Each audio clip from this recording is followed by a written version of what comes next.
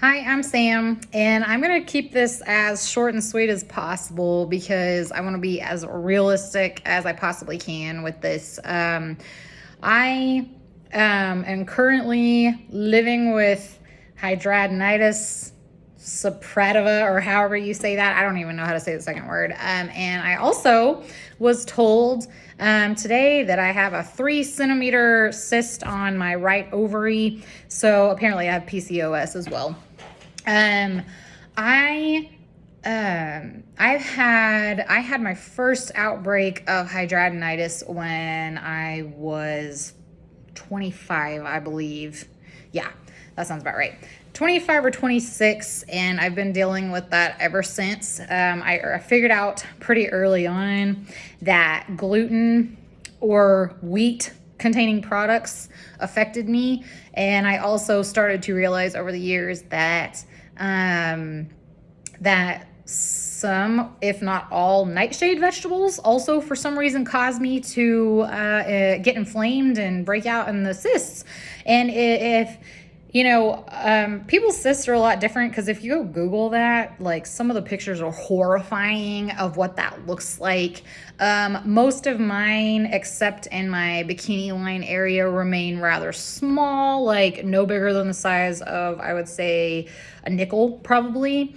But unfortunately, I get them in my underarm area now. They didn't start out that way. It started out in my bikini line area with a couple of cysts that drained regularly. They tried to surgically remove them. They came immediately right back. So that was a waste of money.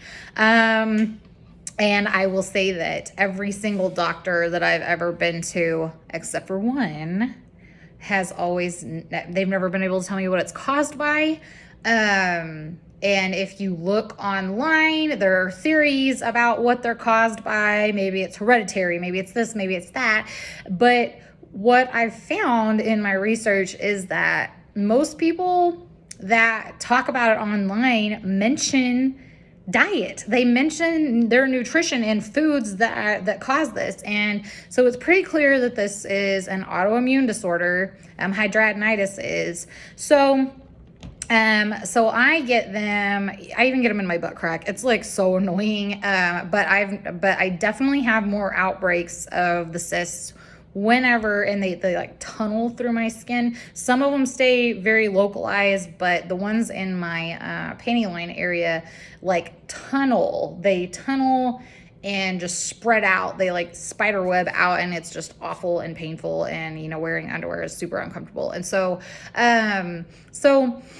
I have, I've tried so many weird things like apple cider vinegar and vitamins and all of these things that have never helped.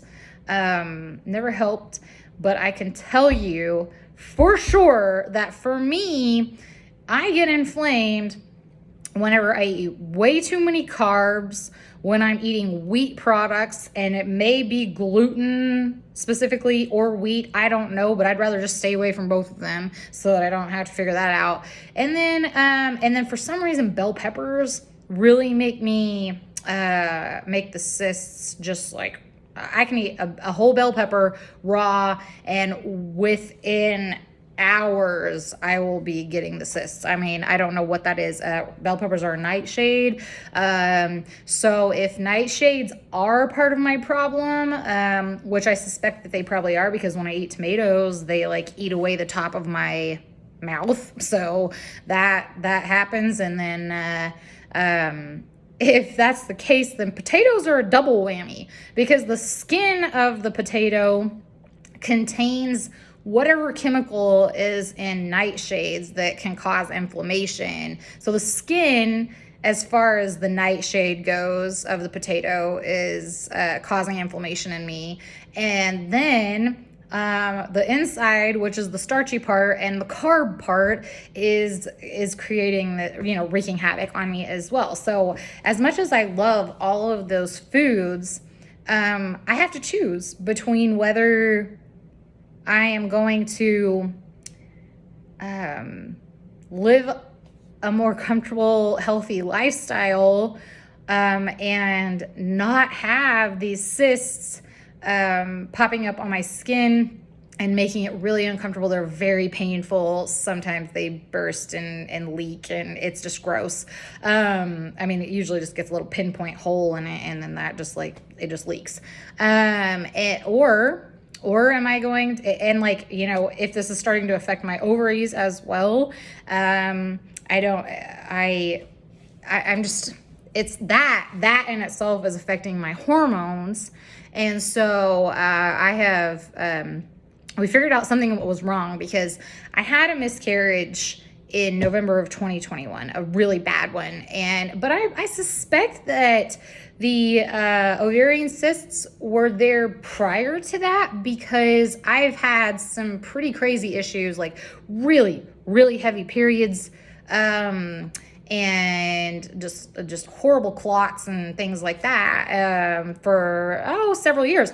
But my weight, I think, has contributed to that as well. And so I'm trying to figure out, the point of this this video documentation is for me to figure out if the things that I've been told are affecting my autoimmune disorder, my hidradenitis, and if the same thing is affecting my ovarian cysts. Okay, so the things that I have come to the conclusion about, based on, so I've had one doctor that out of all 7 years who has been able to give me answers, and she is also the one that has helped me catch the ovarian cysts. Okay, so, and it's only on one of my ovaries right now, by the way, so that's going to be, I think, a little bit easier to keep track of. But so I immediately asked her, whenever I first met with her, if she had any idea,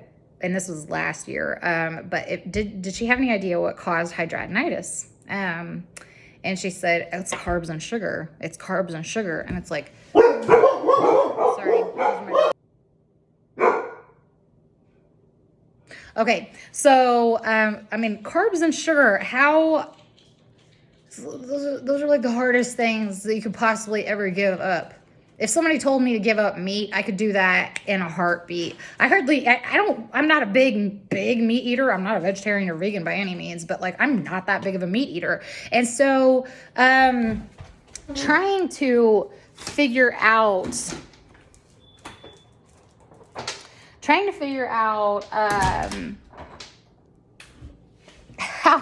how to live without not completely going off of carbs, but whenever I'm, my goal is to only eat carbs like quinoa and not a whole lot. If I'm gonna have carbs, it's gonna be like one meal out of the day, and it's gonna be a little bit, because I don't want to negatively affect my brain functioning because you need carbs and sugar for optimal brain functioning. And I don't want to completely get rid of sugars either. So my goal is to eat, whenever it comes to carbs, to mainly stick with things like quinoa, definitely no wheat, nothing containing gluten, and then only do a little bit of that each day, or maybe every other day or something like that. And then whenever it comes to sugars, only be eating sugars that are coming from fruits, but make sure I limit those fruits as well to just like once a day or something like that. So I'm getting that. And berries are like a really good idea for that, because berries are not like overloaded with sugars like bananas are or something like that. So I'm starting this journey because this is the perfect moment for me to start documenting this, because I have confirmed PCOS now, and I have confirmed diagnosed hidradenitis, and it appears that both of these issues are being caused by something similar, okay? And so I want to see if nutrition and weight truly are as important to these issues and a plethora of other issues as we're always told. Because my doctor seems to keep telling me, even with the ovarian cyst, with the hidradenitis or the ovarian cyst, like she says, you have to stop eating so much carbs and sugar. Well, I'm going to take that advice and I'm going to see what happens. And I want to document this process while also simultaneously losing weight. I am currently 195 pounds. At my biggest, I was 205 pounds, and that was, about 7 or 8 months ago. I want to lose weight. My goal is to at least 40 to 50 pounds of weight loss so that I can get down to a normal weight range. And by the time I get to the normal weight range, and through this process of taking out processed foods and taking out more carbs and more unnatural sugars, I want to see, or well, even if they're natural sugars, because even honey has a lot of sugar, right? So taking out more carbs and more sugars out of my diet, and I want to see what kind of an impact this is going to have on my weight, on my hidradenitis, on my ovarian cysts, on my hormones. I want to see how it is going to affect my skin and my overall health, because not only do I have the hidradenitis, but I've also had issues with really dry skin, large pores.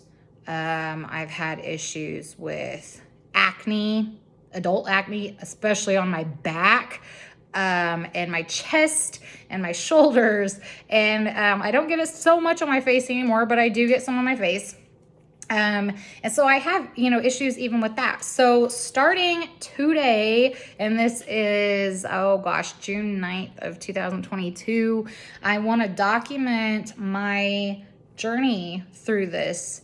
And I will have my hormones checked and an ultrasound done on the cyst.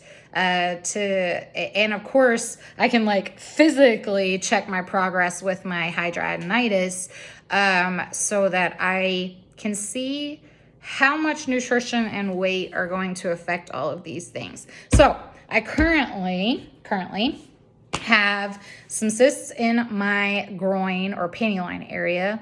Not going to show those to you because for obvious reasons. I might have a few on my butt area. I definitely have one. There's one right there. That's actually a smaller one in comparison to what they usually are. So that's one of them in my armpit area. Pretty sure. Yep, just one for right now. I am 195 pounds and I have high or elevated levels of estrogen. I'm very estrogen dominant. My estrogen levels were quite a bit higher than they were supposed to be. And my progesterone levels are way lower than they are supposed to be, almost like menopausal levels. So that's not good. Or like postmenopausal levels. That's just I've actually had an issue with that for a while now. But that's not good because that is a very important hormone, especially for childbearing age women. So, and then some blood work that I did about a month and a half ago also showed that I had elevated testosterone. And so my hormones are all over the place. So those are the things. And of course, I want to just kind of check my overall skin condition. I have, a little bit of breakout right there. My cheeks feel red and hot and inflamed. Okay. Some scars from some recent ones. I get the red bumpiness on the backs of my arms. So I currently have some of that as well. And then of course, dry skin, it's the summertime. I shouldn't even have dry skin in the summertime. But that is currently where I am at. And I'm going to create one of these check-in videos every single week. And I want to delve into how I'm feeling, the symptoms that I am having at that particular time. And we're going to see how this nutrition thing is going to work out every every week and see what kind of progress there is. And occasionally, I'm also going to be having new blood work done to check my hormone levels. I will have another vaginal ultrasound to check the size of the cyst and see what's happening with that in 4 to 6 weeks, I believe. And of course, and I can also continue to document like how often I'm getting hidradenitis cysts popping up and where they're most prevalent and if they're going away and all of that stuff. So